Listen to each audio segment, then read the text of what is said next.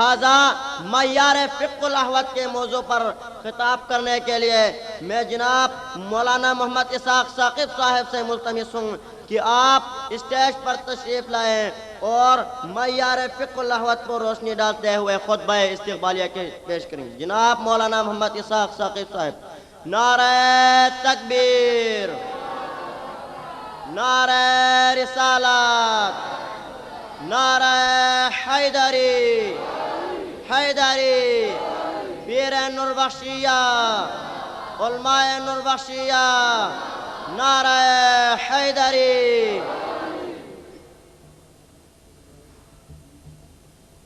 اعوذ باللہ من الشیطان الرجیم، بسم اللہ الرحمن الرحیم، الحمد للہ، الحمد للہ، الحمد للہ رب العالمین، ثم الصلاة والسلام على رسوله محمد وآله الطيبين الطاهرين معصومين المظلومين الميامين. أما بعد، فقد قال الرحمن في كتابه الفرقان: بسم الله الرحمن الرحيم، إن الدين عند الله الإسلام. صدق الله مولانا العلي العظيم، وصدق رسوله النبي الكريم، ونحن على ذلك من الشاهدين والشاكرين، والحمد للہ رب العالمین. واجب الاحترام جناب شیخ سکندر حسین صاحب، پرنسپل جامعہ اسلامیہ صوفیہ امام نور بخشیہ، وواجب الاحترام استاد المکرم الحاج شیخ محمد محسن اشرقی صاحب، ومہمان خصوصی جناب سید شمس الدین صاحب، ومیرے ہم مکتب ساتھیوں و ہم مسلک غیر عوام الناس، السلام علیکم. جیسا کہ آپ سب کو بخوبی علم ہے کہ یہ مبارک اور پروقر جلسہ فقہ الاحوت کے اختتام ہونے کے سلسلے میں منعقد کی جا رہی ہے، تو علماء کرام کی موجودگی میں، خصوصاً استاد المحترمین کی موجودگی میں، بندہ ناچیز یہاں اسٹیج پر آ کر لب کشائی کرنا مناسب نہیں تھا. تاہم انہی ہستیوں کی اجازت اور ہماری کلاس کی چوائس اور میری دلی تمنا کے تحت میں آپ لوگوں کے سامنے حاضر ہوا ہوں. بہرحال خداوند قدوس وحدہ لا شریک بادشاہ اپنی لاریب کتاب میں فرماتے ہیں: ان الدین عند اللہ الاسلام، بے شک اللہ کے نزدیک دین ہے، دین جو ہے وہ اسلام ہے. یعنی اللہ پاک نے اس مختصر مگر بلاغت و فصاحت سے بھرپور آیہ مبارکہ میں یہی اعلان فرمایا کہ میرے نزدیک پسندیدہ دین، پسندیدہ روش اور طور طریقہ اسلام کا ہی ہے. تو ہمیں چاہیے کہ سب سے پہلے اسلام کا معنی، اسلام کا مفہوم سمجھیں، اور سمجھنے کے بعد خود اس پر عمل کریں اور دوسروں کو بھی اس پر عمل کرانے کی کوشش کریں. تو مختصر طور پر میں آپ لوگوں سے گزارش کروں گا، کیونکہ میرے بعد بہت سے معزز مہمانان آپ سے خطاب فرمائیں گے. تو مختصر طور پر اسلام کا معنی، اسلام کا تشریح اگر آپ لوگ سننا چاہتے ہیں تو مولائے متقیان امیر المومنین علیہ السلام کی زبان سے سنیں. آپ فرماتے ہیں: لَأَنْسُبَنَّ الْإِسْلَامَ نسبتاً، میں علی اسلام کی ایک ایسی تعریف کر رہا ہوں لم ينسبها احد من قبلی، میں نے جس طرح کے اسلام کی تعریف کی ہے اس طرح مجھ سے پہلے کسی اور نے اسلام کا تعریف ایسا نہیں کیا ہے. آپ فرماتے ہیں: الاسلام والتسلیم، اسلام تسلیم کرنے کو کہتے ہیں. والتسلیم والیقین، تسلیم کیا ہوتا ہے؟ تسلیم دل میں یقین کی کیفیت پیدا کرنے کو کہتے ہیں. واليقین والتصدیق، اور جو یقین ہوتا ہے وہ کیا ہوتا ہے، وہ تصدیق کرنے کو کہتے ہیں. والتصدیق والاقرار، اور تصدیق اقرار کرنے کو کہتے ہیں. والاقرار والادا، اور تصدیق اقرار کرنے کو کہتے ہیں. والادا والعمل، اور ادا عمل کرنے کو کہتے ہیں. یعنی ہے عمل لازمی تکمیل تمنا کے لیے، ہے عمل لازمی تکمیل تمنا کے لیے. بے عمل دل ہو تو جذبات سے کیا ہوتا ہے. یعنی اسلم یسلم اسلامن کے تحت تسلیم کرنے والے، ماننے والے، یقین پیدا کرنے والے، اور زبان سے اقرار کرنے والے، اور عمل جسم سے عمل کرنے والے کو کیا کہتے ہیں، مسلمان کہتے ہیں. کس چیز کو؟ اصول دین اور فروع دین کو. اصول دین 5 اور فروع دین 5 کو دل و جان سے تصدیق اور اس پر عمل کرنے والے کو مسلمان کہتے ہیں. تو جب کوئی بھی شخص دل و زبان سے ایک ہو کر اصول دین اور فروع دین کو پر تسلیم کرتے ہیں، اس کا اقرار کرتے ہیں، تو اس شخص سے ایسا کام، ایسا فعل کبھی بھی سرزد نہیں ہوتا ہے جو اللہ پاک کی ناراضگی کا سبب بنے، چاہے ظاہری لحاظ سے ہو یا باطنی لحاظ سے. یعنی مسلمان ظاہری لحاظ سے بھی اور باطنی لحاظ سے بھی کسی اور کے لیے باعث مزاحمت اور باعث تکلیف نہیں بنتا ہے.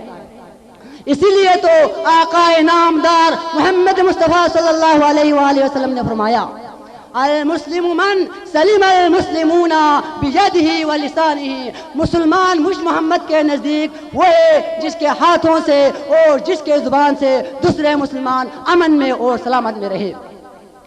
اس حدیث مبارکہ سے ہمیں یہی بات سمجھ آتی ہے کہ اگر کسی بھی چیز پر اگر حملہ ہوتا ہے تو حملہ دو طرح سے ہوتا ہے، یعنی دو صورتوں سے خالی نہیں ہوتا ہے. ایک ظاہر حملہ جس کو ہاتھ سے تعبیر کیا گیا ہے، اور ایک باطنی حملہ جو زبان کے ذریعے سے کی جاتی ہے. تو یہ ایک بدیہہ امر ہے، یہ سب کو سمجھ میں آنے والی چیز ہے کہ مثال کے طور پر میرا اور آپ کا کوئی دشمن ہمارے جسم پر اگر وار کرے، ہم سے مقابلہ کرنے کے لیے تیار ہو جائے، تو ہمارا خون اس سے کھول اٹھتا ہے یا نہیں اٹھتا ہے، اور ہم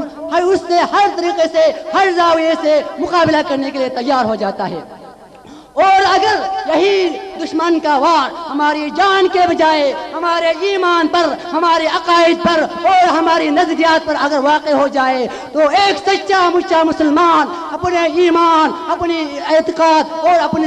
اپنے نظریات کی تحفظ کے لیے، بقا کے لیے اپنے تن من دن تک کو اپنے دین کے احیاء کے لیے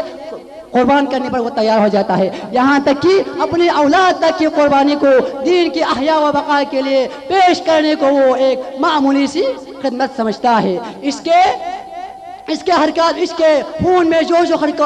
و حرکات کا ایک بے پناہ طوفان اٹھ کھڑا ہوتا ہے. اس کے جذبات میں ارتعاش پیدا ہوتا ہے، اور وہ دنیا کے تمام تکالیفوں سے وہ بے پرواہ ہو کر ہر وہ کام کرنے پر آمادہ تیار ہو جاتا ہے جس کا عقل تصور نہیں کر سکتا.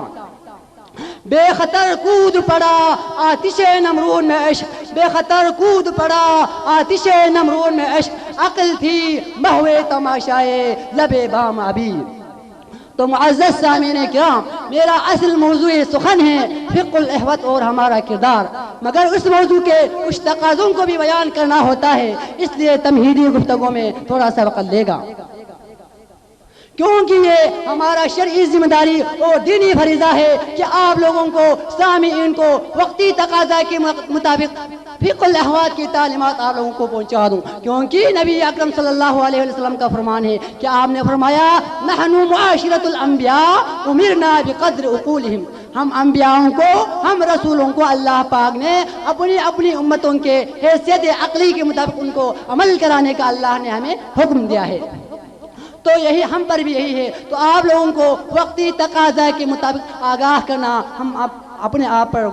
واجب اور فرض سمجھتے ہیں. کبھی چھوڑی ہوئی منزل بھی یاد آتی ہے راہی کو، کبھی چھوڑی ہوئی منزل بھی یاد آتی ہے راہی کو، کھٹک سی ہے جو سینے میں غم منزل نہ بن جائے. تو مختصر طور پر میں دور حاضر میں عالم نرباشیت اور نرباشا جس بڑی پریشانی اور مصیبت کے عالم میں دلدل میں پھنسا ہوا ہے، اس کا تھوڑا سا خاکہ کھینچ کر اس کا فقہی مسائل آپ لوگوں کا حد امتحان جہاں تک مجھ سے ہو سکے بیان کرنے کی کوشش کروں گا۔ تو سامعین اکرام، آج سے 5-6 سال قبل جامعہ اسلامیہ صوفیہ امامیہ نرباشیہ کے پرنسپل جناب شیخ سکندر حسین صاحب کی زیر نگرانی میں یہاں سے فارغ التحصیل علماء کرام نے ائمہ معصومین کی سیرت پر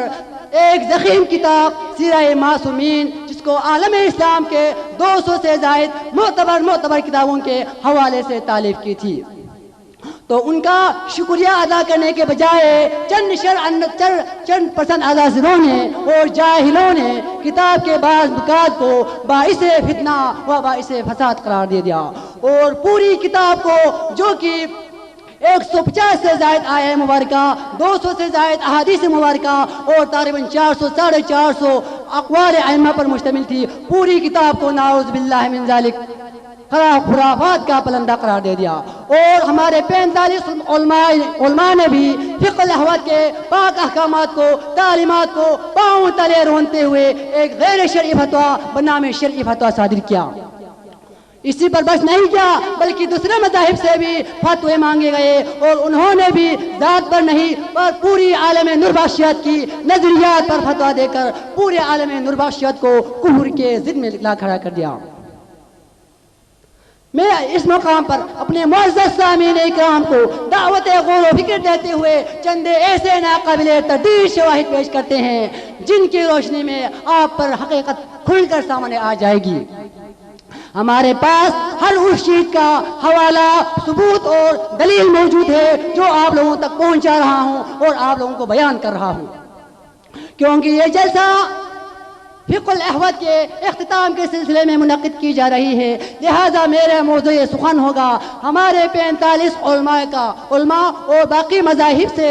مانگے گئے فتواؤں کا ہمارے فقہ الاحوال کی روشنی میں کیا حیثیت ہے، وہی میرا موضوع سخن ہوگا۔ یعنی میں اول تا آخر جس چیز پر آپ لوگوں سے بحث کرنا چاہوں گا وہ ہمارے 45 علماؤں کا فتویٰ اور باقی مذاہب سے 4-5 فتوے مانگے گئے ہیں، ان کا ہمارے فقہ کے مطابق کیا ہے، اس کی حیثیت کیا ہے وہ دیکھنا ہوگا۔ تو ہمارے 45 علماؤں نے اپنے آپ کو نرباشیہ کہتے ہوئے ایک صوم و صیام کے پابند اور ایک مومن گروہ کو نعوذ باللہ کافر قرار دے دیا۔ اگر آپ لوگ اس مسئلے کو ہمارے فقہ الاحوال کی روشنی میں اگر جاننا چاہتے ہیں تو شاہ سید علیہ الرحمہ نے پوری فقہ الاحوال کو 53 ابواب میں تقسیم کیا ہے، ان میں سے دوسرا باب، اور پوری فقہ کے بارے میں آپ کا چیلنج ہے، انا ابین شریعت المحمدیت کما کانت فی زمانہ من غیر زیادت و نقصان، میں محمد کی شریعت کو سیم ٹو سیم ہو وہی بیان کر رہا ہوں جو محمد کے دور میں رائج تھا، بغیر کمی اور بغیر زیادت کے۔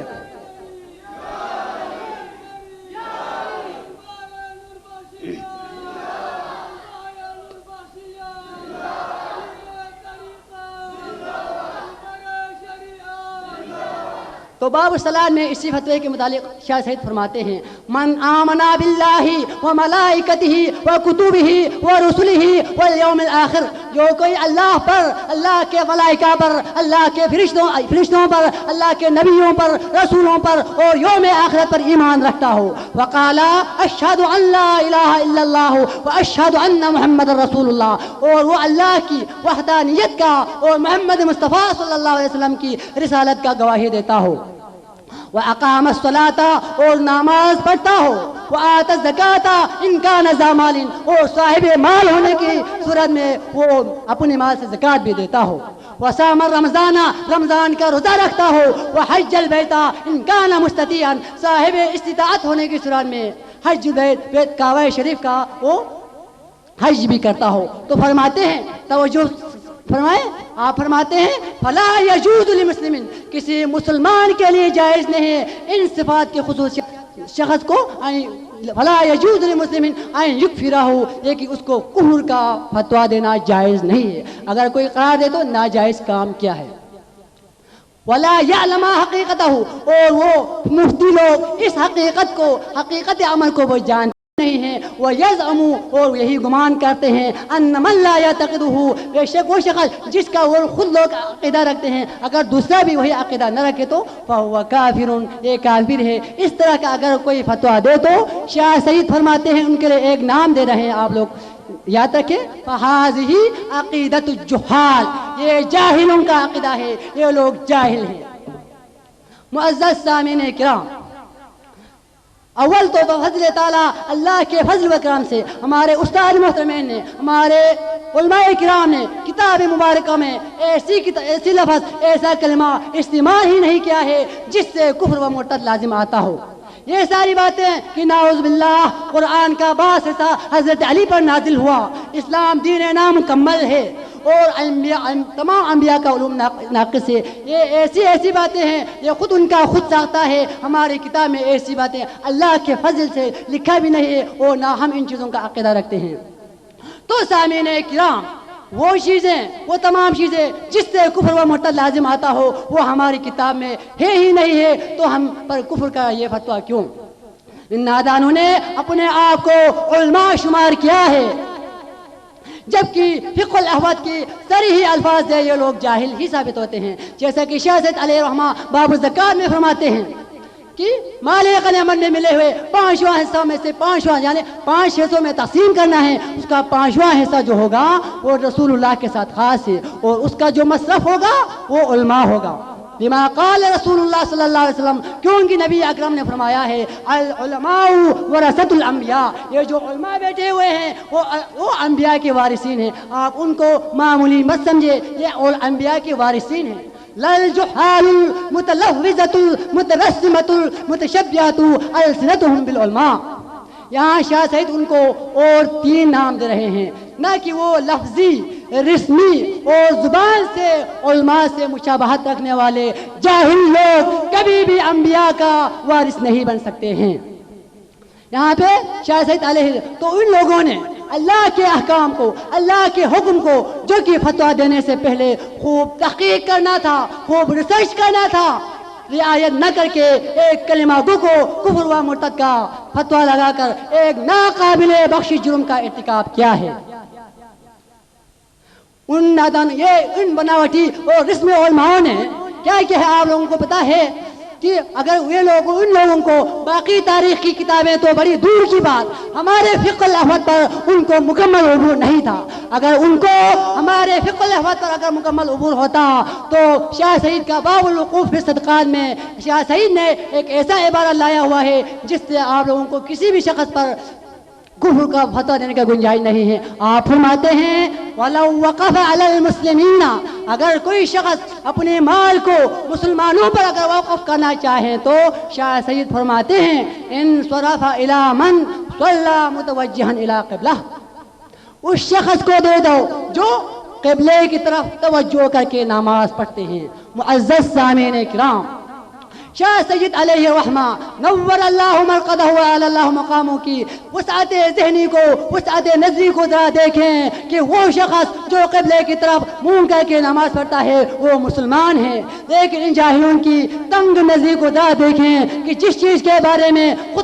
جس چیز کی حقیقت خود کو معلوم نہیں ہے اس کے بارے میں فتویٰ دے رہے ہیں. حالانکہ شاہ سید نے ڈانٹا تھا کہ باب العمل بالمعروف میں فرمایا تھا وَيَنبَغِي تم پر لازم بلکہ واجب ہے اللہ یشتریا یہ کہ تم لوگ دلیری مت کریں فتویٰ دینے میں عمل بالمعروف کرنے میں فیما ان چیزوں میں لا یعرف حقیقتہ بالیقین جس کا حقیقت یقین کے ساتھ آپ لوگوں کو معلوم نہ ہو اس کے بارے میں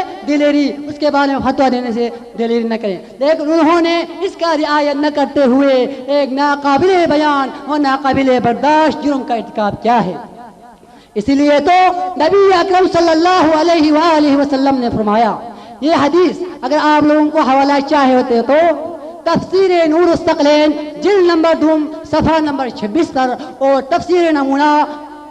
جلد نمبر 4 اور صفحہ نمبر 95 پر آیا ہوا ہے. قال رسول اللہ صلی اللہ علیہ وآلہ وسلم رسول اکرم صلی اللہ علیہ وسلم نے ارشاد فرمایا من افتى بغیر علم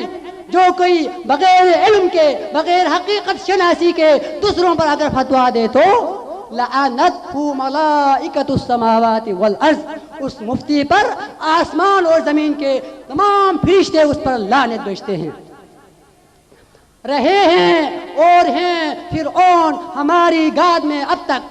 रहे हैं और हैं फिरऔन हमारी गाद में अब तक, मगर क्या गम हमारी आस्तीन में है यदे बेजा। मुअज़्ज़ज़ सामीन किराम, इन बनावटी उलमाओं ने एक खुसूम और सियाम और मोमिन ग्रोह को मुर्तद के अकाब से भी नवाजा गया है। अगर इसकी हकीकत जानना चाहते हो तो शाह सईद अलैहि रहमा बाबुल मुर्तद में, जो कि फ़िक़्हुल अहवत का एक मुकम्मल बाब है, इसमें फरमाते हैं वल इर्तिदादु यहसुलु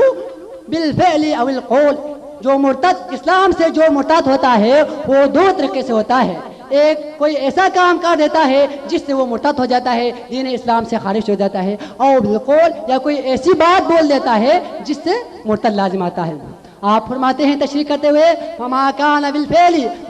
वो सूरत जिसको करने से मुर्तद हो जाता है, काना यस्जुदु औ यअबुदु मा यस्जुदुल कफरतु मिनल असनामी वल कवाकिबी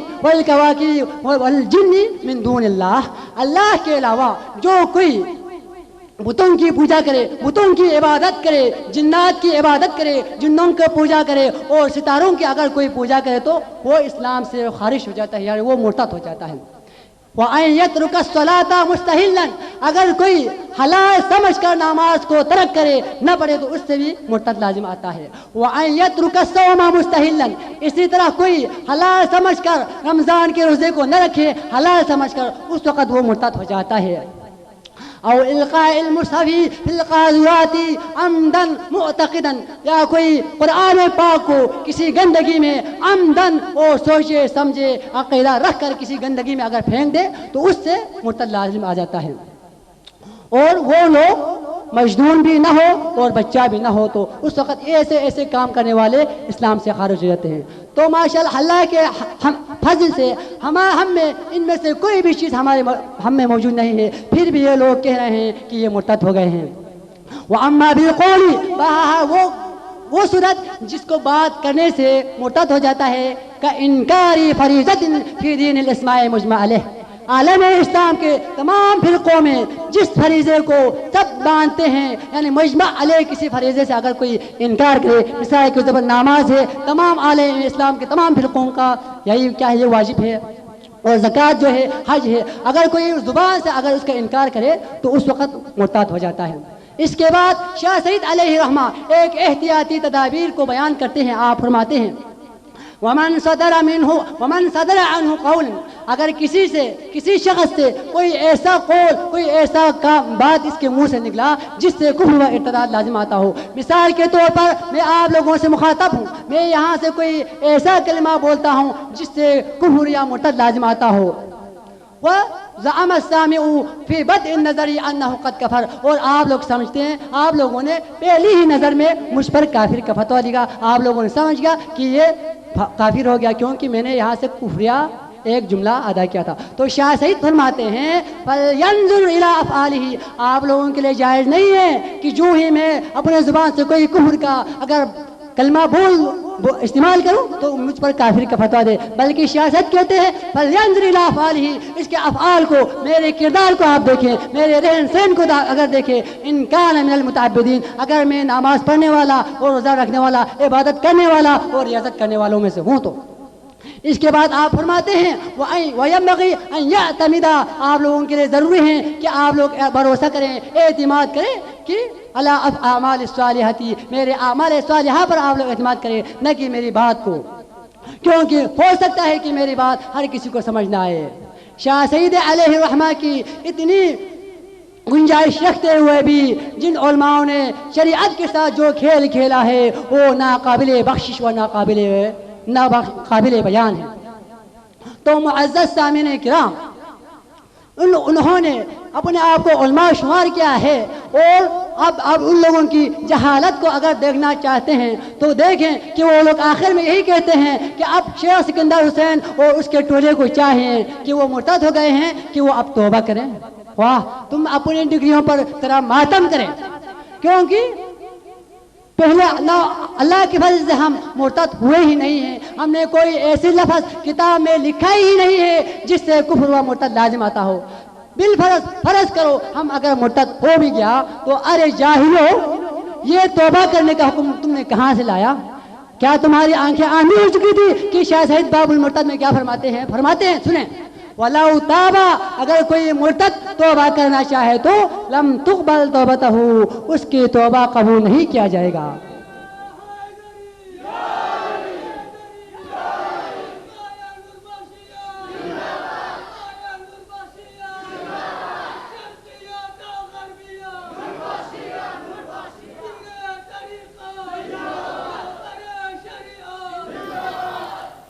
تو شاہ سعید نے کیا فرمایا